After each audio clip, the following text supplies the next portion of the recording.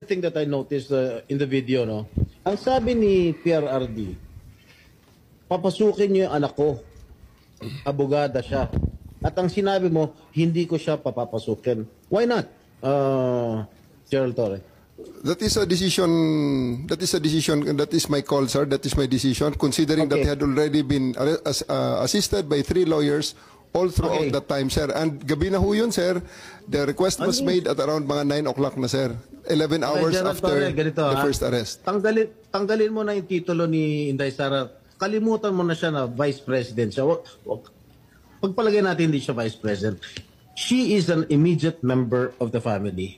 Nung kami po ay nakakulong, ang immediate members of the family, 24 hours pwede bumisita sa amin, nakakulong kami. Eh ito, hindi pa nakakulong. Anak ito. Bakit hindi nyo pinapasok?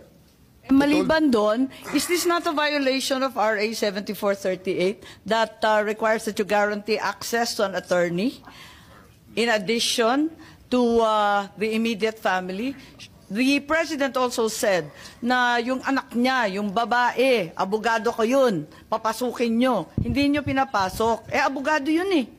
Actually, sir, first to answer the question of Senator Estrada, sir.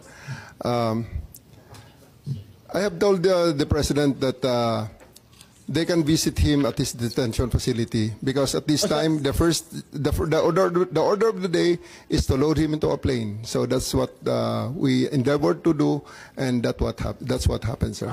Ano niya bibisitahin yung tatay niya sa Netherlands? Hindi naman dito tinray eh. Hindi naman dito kinasuhan eh, sa ibang bansa eh. Oh, bakit hindi niya man lang binigyan ng kortesiya yung anak na isang abogada na magkukonsulta? Katulad nga na sinabi ko kanina, yung mga nakakulong nga, 24 hours pwede bumisita ang immediate members of the family. Bakit ito hindi pa nakakulong, hindi niyo pinapasok yung anak? Our mission at that time, sir, is to deliver him to the body Kahit who issued the warrant, mangyari, sir. Nasa batas yan. Nasa batas yan, General. Immediate members of the family, lawyers, priests, etc., etc.